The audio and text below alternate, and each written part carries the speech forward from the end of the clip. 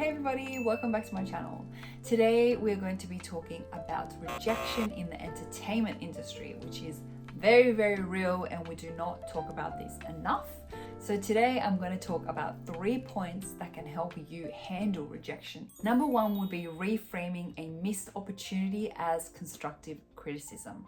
A no can sometimes be a redirection into something else, another opportunity. But what you can take from a no is feedback and turn it into constructive criticism. Instead of I suck, I wasn't good enough, well, why weren't you good enough?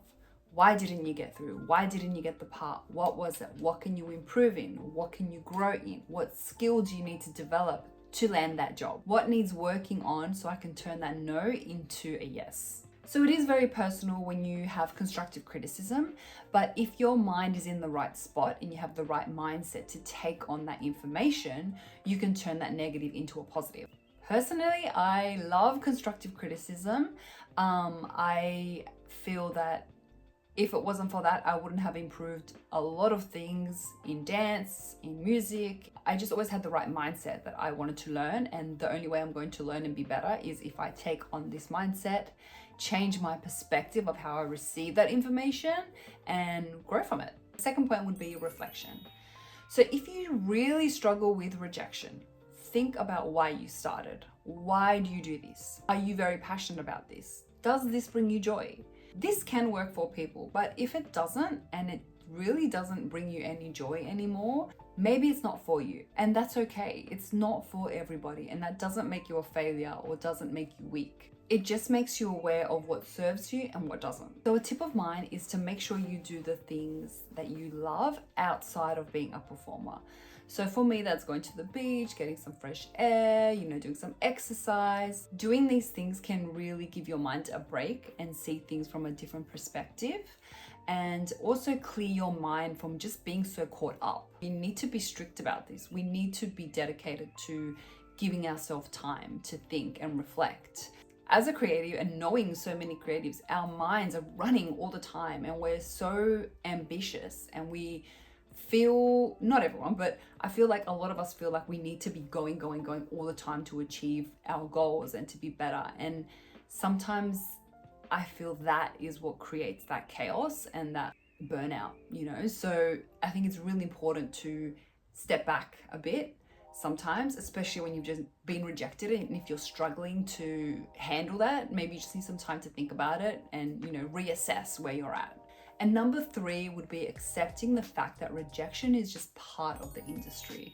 There's a lot of no's before there's a yes. And if you're in the right mindset, and you're resilient and you grow and you build your skills from the no's, that is just part of it, and you're going up to the next level, and you're just stronger. The more no's you hear, you're kind of like, well, okay, I get it, whatever, move on, So I think the toughest is when you're first starting out and you don't have much experience, and also when you're really giving your all and you get rejected. That's when the moments hit really hard, because you're like, wow, maybe I am not good enough, and you start to doubt yourself. So the industry, I believe, is designed to break your spirit and your heart.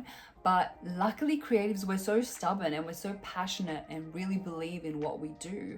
So use that as motivation, use that rejection and the no's and knowing that that's going to happen as motivation. I thrive as well in the rejection part, because you're like, well, I've got to get better, and it gives me something to do. This also builds you to know what's coming up.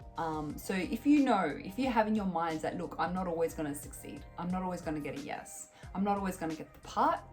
If you have that already in your mindset, but you give it your all anyway, that is already such a huge skill to have, to build up your confidence and know what you're doing is your best that you can give. And that's okay if they don't want you. That's just a no. It's just a redirection to something else. I think in today's age, with social media, we don't just get constructive criticism, we can also get a lot of negative feedback that isn't constructive at all, and it can be very personal, which is really hard to deal with if you don't know how to receive it in the right light. But if you approach it with the right mindset, things can change the way you handle these situations. So my final thoughts would be, remember that a no can be a redirection. So giving it your all, giving it your best shot, doing everything you can to be super prepared. That's all you can really do. You know, the rest is out of your hands. Rewire your thoughts and your behaviors to serve you. I really hope that you enjoyed this video, and if you have any comments you would like to share, please drop them below. I really believe that this topic is very, very important and it is really not talked about enough. Be bold and just keep doing what you love.